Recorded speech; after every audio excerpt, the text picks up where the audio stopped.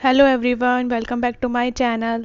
सो guys, आज के lecture में हम लोग स्टार्ट करने जा रहे हैं अपना थ्योरेटिकल क्वेश्चंस। जैसे कि मैंने आपको लास्ट वीडियो में बताया था, हमने थ्योरी सीरीज स्टार्ट कर दिया है।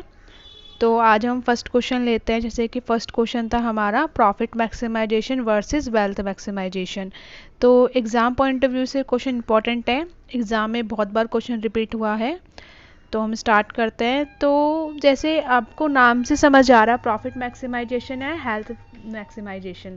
प्रॉफिट मैक्सिमाइजेशन में क्या होता है, अभी जैसे हम सभी जानते हैं कि हर कोई अपने प्रॉफिट के लिए ही, जो भी कोई कंपनी होती है अपने, या प्रॉफिट मैक्सिमाइजेशन क्या होता है एक्चुअली, ये कंपनी कोई भी इस तरीके से एम नहीं करते। कंपनी ज़्यादातर जो एम करते हैं वो वेल्थ मैक्सिमाइजेशन पे करती है एम, ठीक है। कोई शॉर्ट टर्म बिजनेस है या बिजनेस वगैरह जो होते हैं वो ज़्यादातर प्रॉफिट मैक्सिमाइजेशन पे अपना फोकस करते हैं। वो लोग अपने प्रॉफिट को देखते हैं। सपोज जैसे कोई प्रोडक्ट है वो 100 रुपीज़ का है, अगर हम उसको 150 में सेल करते हैं तो जो 50 रुपीज़ हमारा प्रॉफिट हुआ है उस पे उस प्रॉफिट पे ज़्यादा फोकस करता है, तो उसको हम प्रॉफिट मैक्सिमाइजेशन कहते हैं, ठीक है।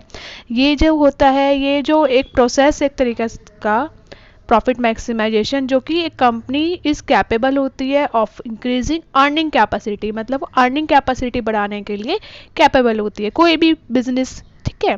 और सबसे बड़ी बात है शॉर्ट टर्म ऑब्जेक्टिव्स के लिए होता है, क्योंकि प्रॉफिट मैक्सिमाइजेशन, क्योंकि आपका जो प्रॉफिट आज मार्केट में चल रहा है उसकी कोई गारंटी नहीं है कि वो इन फ्यूचर भी चलता रहेगा, है ना। तो ये एक शॉर्ट टर्म ऑब्जेक्टिव्स के लिए होता है, और इसमें हम टाइम वैल्यू ऑफ मनी को भी इग्नोर कर देते हैं, उसको अवॉइड करते हैं टाइम वैल्यू ऑफ मनी को, ठीक है। तो ये प्रॉफिट मैक्सिमाइजेशन जो होता है ये शॉर्ट टर्म बेसिस के लिए होता है। कोई भी बिजनेस है जो रन कर रहा है, अगर वो अपना कोई प्रोडक्ट सेल करता है, इसमें ज़्यादातर जो मोटिव होता है प्रॉफिट की तरफ मोटिव होता है, ठीक है, कि ज़्यादा से ज़्यादा हमें प्रॉफिट कमाना है।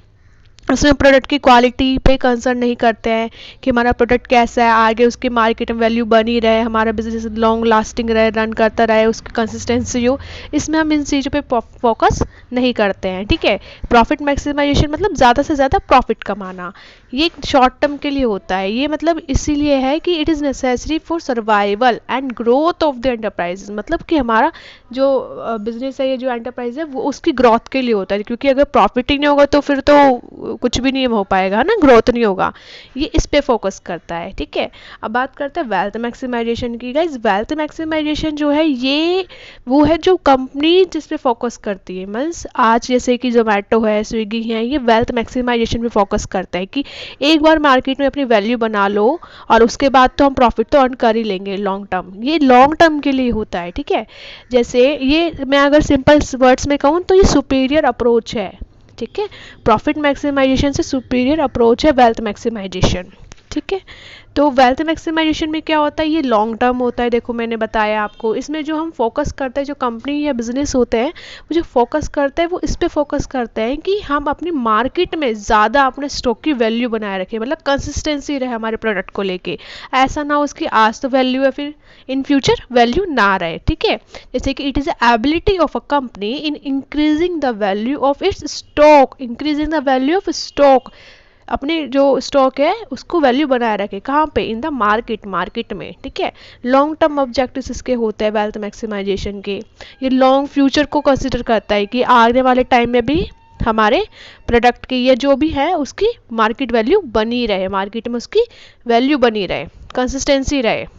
लॉन्ग टर्म होता है ये। और क्या करता है, टाइम वैल्यू को भी रिकॉग्नाइज करता है। वेल्थ मैक्सिमाइजेशन क्या होता है, accelerate the growth rate of enterprises, जैसे कि हमारी जो एंटरप्राइज होता है उसकी ग्रोथ को बहुत तेज़ी से बढ़ाता है। मतलब वेल्थ, अगर देखो सिंपल सी बात है, वेल्थ मैक्सिमाइजेशन अगर होगा तो प्रॉफिट मैक्सिमाइजेशन तो अपना आप ही होगा।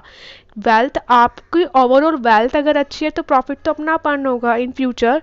क्या होता है, अगर वेल्थ मैक्सिमाइजेशन में ही एक तरीके से प्रॉफिट मैक्सिमाइजेशन इंक्लूड है, लेकिन प्रॉफिट मैक्सिमाइजेशन में वेल्थ मैक्सिमाइजेशन इंक्लूड नहीं है, ठीक है। अगर हम ओवरऑल अपनी कंपनी की वैल्यू पे, अपने प्रोडक्ट पे, उस पर ध्यान देंगे तो वेल्थ मैक्सिमाइजेशन जब होएगा तो प्रॉफिट भी जाहिर सी बात है अर्न होगा ही, ठीक है।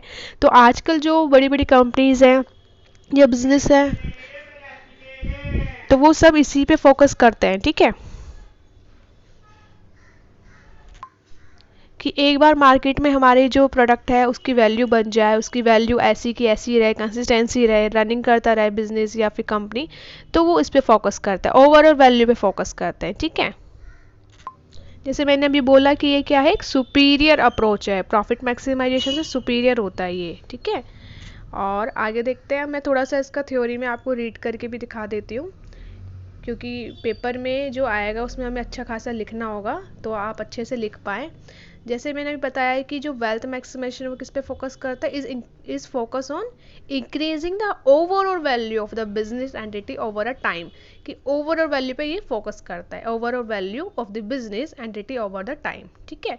प्रॉफिट मैक्सिमाइजेशन इस चीज़ पे फोकस नहीं करता है, वो अपने प्रोडक्ट पे फोकस करता है, ज़्यादा से ज़्यादा प्रॉफिट कमाने पे फोकस करता है, ठीक है। जो छोटी छोटी कंपनीज होते हैं या बिजनेस होते हैं, वो शॉर्ट टर्म जो बिजनेस होते हैं वो ज़्यादातर प्रॉफिट के लिए एम करते हैं, बट जैसे जोमेटो है, स्विगी है, ये लोग क्या चाहते हैं कि हमारे वहाँ मार्केट में वैल्यू बन जाए, ओवरऑल वेल्थ मैक्सिमाइजेशन पे फोकस करता है कि फ्यूचर में प्रॉफिट तो हम अर्न कर ही लेंगे, ठीक है। वेल्थ मैक्सिमाइजेशन अगर होगा तो जाहिर सी बात है कि प्रॉफिट तो होगा, वेल्थ मैक्सिमाइजेशन में ही एक तरीके से प्रॉफिट इंक्लूड होता है, ठीक है। चलिए तो देखते हैं क्या लिखा हुआ है। The wealth maximisation approach is superior to the profit maximisation approach, जैसे मैंने अभी बताया।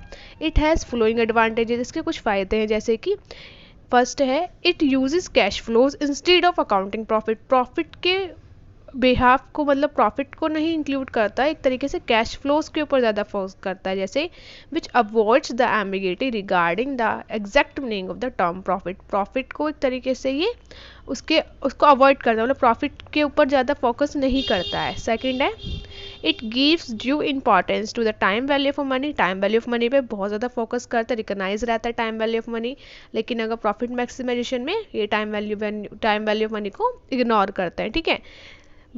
लिखा हुआ, by reducing the future cash flows by an appropriate discount or interest rate if the higher risk and longer time period are involved. Higher rate of interest or discount will be used to find out the present value of future cash benefits. The discount or interest rate will be lowered for the project which involve low risk. ठीक है। Next third point क्या कह रहा है, it gives due importance to the payment of regular dividend, it gives due importance to the payment of regular dividends. In this approach, देखो अगर हमारे share holder की वेल्थ अच्छी होती है, जैसे शेयर होल्डर का आपको सबको पता है कि अगर हम उन्हें डिविडेंड देते हैं, ठीक है, तो जो हम शेयर होल्डर जो होते हैं उनकी एक्सपेक्टेशन हाई होती है, और जब हमें कंपनी को प्रॉफिट होता है तो कंपनी उन्हें डिविडेंड देती है, अगर नहीं होता है तो फिर नहीं देती है। तो अगर हम अपने शेयर होल्डर, एक तरीके से मालिकाना हक होता है, उनकी एक्सपेक्टेशन जो होती है हाई होती है, और साथ ही क्या होता है, वो मालिक होते हैं। अगर हम उनकी वेल्थ के ऊपर फोकस करते हैं तो शेयर होल्डर की वेल्थ पे, मतलब शेयर होल्डर से वेल्थ मैक्सिमेशन पे फोकस करते हैं, तो ओवरऑल हमारा कंपनी अच्छा रन है, मतलब रनिंग पे हम इस पे फोकस करते हैं कि लॉन्ग लास्टिंग हमारा कंपनी का जो रन है वो होना चाहिए, ठीक है। In this approach financial decision are taken in a such way that a share holder receive highest combination of dividend and increase in the market price of the share, इसमें shares की value को बढ़ाते हैं, ठीक है। जो share market में उसकी वैल्यू को बढ़ाना है। नेक्स्ट है fourth point, it gives due importance to the risk factor and analysis risk and uncertainty so that the best course of action can be selected out of different alternatives, दो alternatives यहाँ पे दिए रखे हैं। It gives due importance to the social responsibility of the business. It takes to consideration long run survival and growth of the firm. जैसे कि या तो ये है कि it takes